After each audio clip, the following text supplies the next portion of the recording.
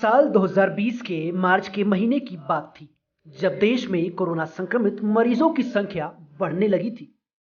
एहतियातन पीएम मोदी ने देश की जनता से 22 मार्च को जनता कर्फ्यू को सफल बनाने का आह्वान किया था।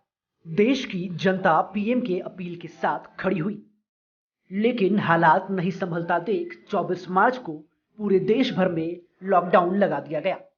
आज 22 मार्च है। झारखंड में कोरोना के हर रोज नए संक्रमित मरीज मिल रहे हैं और सड़कों पर फिर से लोग बेखौफ निकल रहे हैं। स्वास्थ्य विभाग द्वारा जारी रिपोर्ट अब डराने लगा है। मामले को बढ़ता देख रिम्स के न्यू ट्रॉमा सेंटर को अलर्ट पर रखा गया है। रिम्स ट्रॉमा सेंटर के ग्राउंड फ्लोर को पुनः कोविड के मरीजों के लिए खोला गया। सदर अस्पताल में एसिम्प्टोमेटिक एवं माइल्ड सिम्प्टोमेटिक मरीजों को किया जाएगा भर्ती। रिम्स पेइंग वार्ड के तीसरे तल्ले को किया रिजर्व। दवाओं को पर्याप्त मात्रा में स्टोर करने का दिया गया आदेश। आइए सुनते हैं कोरोना के बढ़ते मामलों पर रिम्स के निदेशक डॉक्टर कामेश्वर प्रसाद ने क्या कहा। हम लोग तो ट्रॉमा सेंटर को कोविड हॉस्पिटल के रूप में रखा ही है और अब हम लोग सोच रहे थे कि जब कम हो रहा था तो अब इसको जनरल कर देंगे, लेकिन अब रुक गए हैं।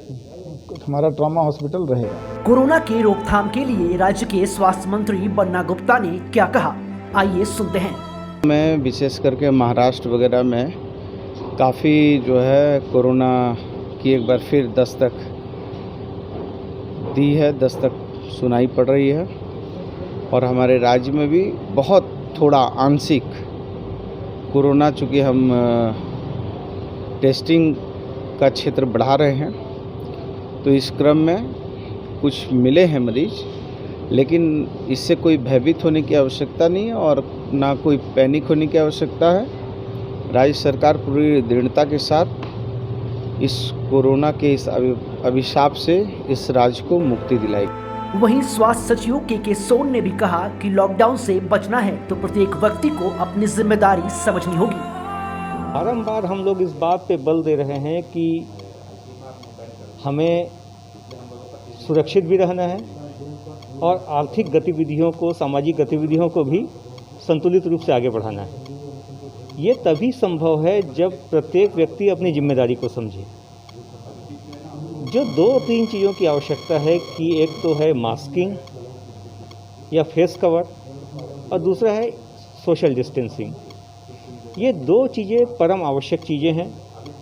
अगर लॉकडाउन से बचना है या आर्थिक सामाजिक गतिविधियों को बंद होने से बचना है तो हमें इसका कड़ाई से पालन करना चाहिए और हम उम्मीद करते हैं कि लोग स्वेच्छा से इसका पालन करें, क्योंकि हम लोगों ने विगत अवसर पर देखा है कि लॉकडाउन से जो परेशानियां सभी को होती हैं, यदि उन परेशानियों से बचना है तो हमें मास्क का और सोशल डिस्टेंसिंग का पालन अनिवार्य रूप से करना भी चाहिए और लोगों को करने के लिए प्रेरित करना चाहिए। न्यूज अपडेट के लिए आप हमारे चैनल को सब्सक्राइब करें।